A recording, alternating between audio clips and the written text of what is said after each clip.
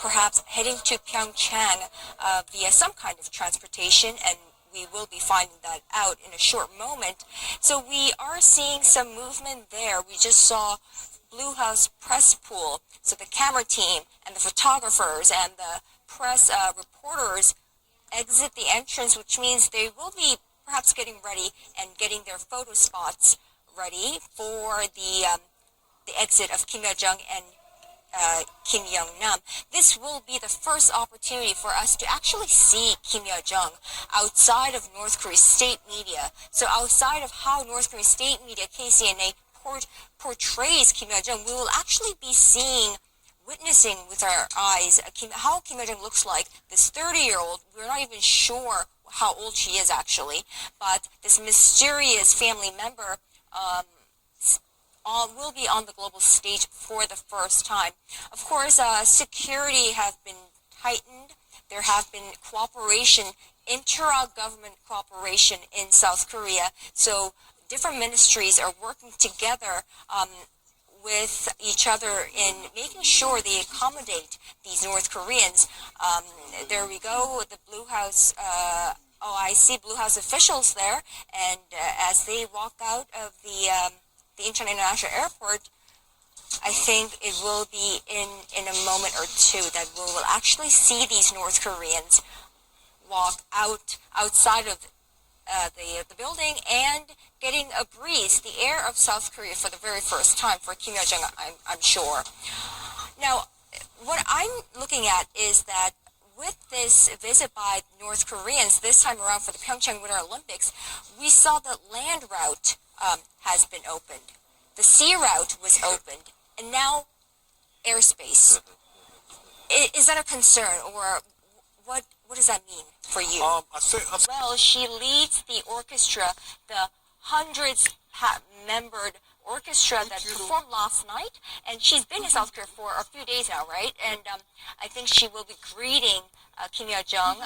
We've seen them very close. Of course, Kim Yo-Jung has very, very upper hand, being the family member of Kim Jong-un.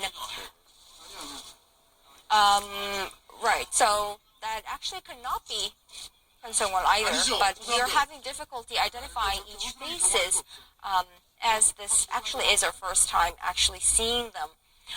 So by motorcade, they will be traveling to wherever, whichever transportation means that that will take this group to Pyeongchang for the Winter Games for their 3-day, 2-night stay. Now, from what I'm seeing, I think we will be seeing very shortly the North Korean group. What I can tell you is that this entire arrangement was very meticulously discussed between the two Koreas up until the very late hours of last night. Everything was just up in the air. Nothing had been finalized until the very last minute.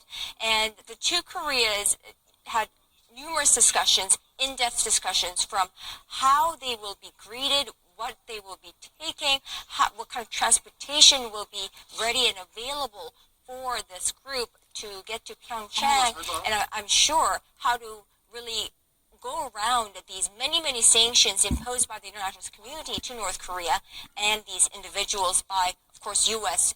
as well. And there we go. We are seeing many officials there, I think, getting ready to greet this high-level delegation from North Korea. They've traveled to South Korea, which is about a 40-minute plane ride, we're hearing, on North Korean leader Kim Jong-un's private jet.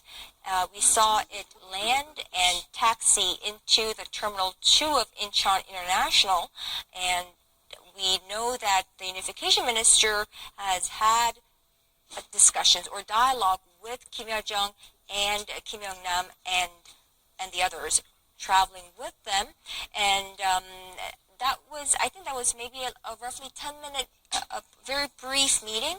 If they are to walk out now, it would have been about 10 minutes of that face-to-face. I'm sure it's a first for Cho Myung-gyun, the Unification Minister, as well, even though he's had a good hand with North Korean dialogue, inter-Korean dialogue. The last time there was a inter-Korean dialogue, high-level dialogue, he was head of the delegation, right? Yes, last time he was the head of delegation to discuss some of the logistical issues, how the North Korean leaders would participate in. Okay, you'll have to point that out for me because I think I've missed it. Yeah, she I think just hopped into the limousine, Right. second limousine. Okay, so those limousines are being ready for the North Koreans. They will be traveling a short while, I suppose, to whichever transportation they're taking to Pyeongchang. I'm sure they won't be driving there. It would take much too long for, especially 9-year-old Kim Young-nam. Yeah, it was reported that they're using KTX, which is faster by car. So. Right. So we are expecting that because even the South Korean president himself has taken the bullet train to Pyeongchang, and which is the most readily available and convenient means. I myself took that, and it was pretty convenient. So yes. Another thing is whether Kim Yo-Jung will be carrying some kind of a message from Kim Jong-un and to South Korean leader President Moon Jae-in. And this, of course, is a historic moment because it's something that has been unprecedented in time. I'm sure all the world attention is on the Korean Peninsula right now, not only, of course, for the Pyeongchang Winter Olympics, but not only that, but because of this hot, supercharged diplomacy going on. Now we've just seen North Korean leadership in South Korea. Also, U.S. Vice President is in South Korea. He actually made a very significant, I suppose, symbolic visit to the Cheonan warship, which was torpedoed by North Korea back in 2010. And that, I think, was trying to prove a point to North Korea as well. He's also invited the father of Otto Warmbier. He's the American student who died after being in custody, under North Korean custody for a while. So Mike Pence, I think, is trying to make a point, is trying to make some countermeasures to the kind of propaganda that the North Korean state might be charging up. There we go. I think that lady in black is Kim Yo-Jung. She's, as we've seen numerously on North Korea's state-run media, she's a tiny lady, about around 30 years old, and now we're seeing a black limousine, about 3 of them, right, Dr. Kim?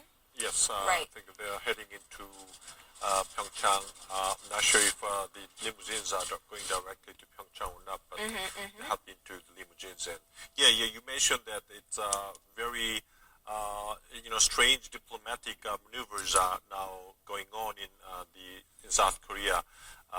Mike Pence is showing a very hardline policies towards North Korea, visiting and also meeting all the North Korean defectors, and also this afternoon the Prime Minister Abe Shinzo is flying from Japan. So I think it's very difficult to make a South Korean government to have a diplomatic channels with the United States. The U.S. now is very firm in its